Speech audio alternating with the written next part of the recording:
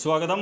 സായാഹ്ന റിലേഷൻഷിപ്പ് റീഡിങ്ങിലേക്ക് ഹാർദമായി സ്വാഗതം. ഇന്നത്തെ ദിവസം ഉറങ്ങുന്നതിന് മുമ്പ് ഞാൻ ചോദിക്കുന്നത്, എന്താണ് ഇപ്പോൾ താങ്കളുടെ റിലേഷൻഷിപ്പ് എനർജി എന്നുള്ളത്. സാധാരണ ഞാൻ ഹസ്ബൻഡ് ആൻഡ് വൈഫ് മാരിറ്റൽ റിലേഷൻഷിപ്പാണ് റീഡ് ചെയ്യാറുള്ളത്. മറ്റൊരു റിലേഷൻഷിപ്പിനും ഇതുമായിട്ട് കണക്ട് ചെയ്യേണ്ട. എൻ്റെ പേര് പ്രദീപ് ഹരിഹരൻ, ഞാനൊരു ടാരോ അധ്യാപകനാണ്.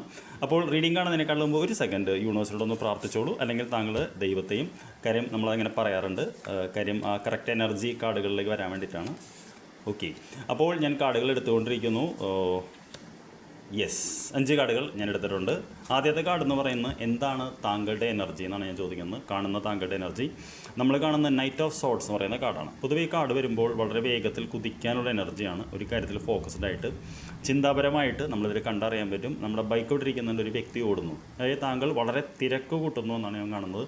താങ്കൾക്ക് പെട്ടെന്നൊരു റിസൾട്ട് വേണം, അതായത് വളരെ വേഗത്തിലൊരു റിസൾട്ടിന് തിരക്കൂട്ടുന്ന എനർജിയാണ് താങ്കൾ കാണുന്നത്. എന്താണ് താങ്കളുടെ പാർട്ട്ണറുടെ എനർജി എന്ന് നമ്മൾ ചോദിച്ചത് നമുക്ക് തോന്നുന്നത് എംപ്രസ് എന്ന് പറയുന്ന കാർഡാണ്. എംപ്രസ് എന്ന് പറയുന്ന ഒരു പോസിറ്റീവായിട്ടുള്ള കാർഡാണ്.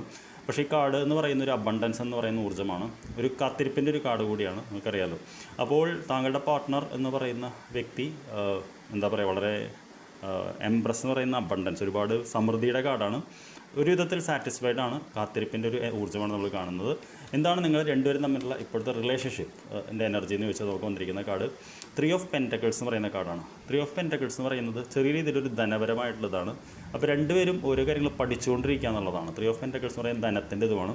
അപ്പോൾ ഈ കാർഡ് റീഡിങ്ങിൽ നമ്മൾ കണ്ടു കഴിഞ്ഞാൽ മനസ്സിലാക്കാൻ പറ്റുന്ന ഒരു കാര്യം എന്ന് പറയുന്നത്, താങ്കൾ വളരെ വേഗത്തിൽ ഓടാൻ ശ്രമിക്കുമ്പോൾ താങ്കളുടെ പാർട്ട്ണർ വളരെ കാമായിട്ടിരിക്കുകയാണ് ചെയ്യുന്നത്. ഓക്കെ, അപ്പോൾ തീർച്ചയായിട്ടും നമുക്ക് മനസ്സിലാക്കുന്നത് വെച്ചാൽ ഈ വ്യക്തി വെയിറ്റ് ചെയ്യുന്നു, താങ്കൾ വേഗത്തിൽ ഓടാൻ നോക്കുന്നു. താങ്കളുടെ ഇടയിലുള്ള ഊർജ്ജം എന്ന് പറയുന്നത് പഠനത്തിൻ്റെയാണ്. അപ്പോൾ നിങ്ങൾ രണ്ടുപേരും പഠിക്കുന്നൊരു സ്റ്റേജിലാണെന്നാണ് മനസ്സിലാക്കുന്നത്.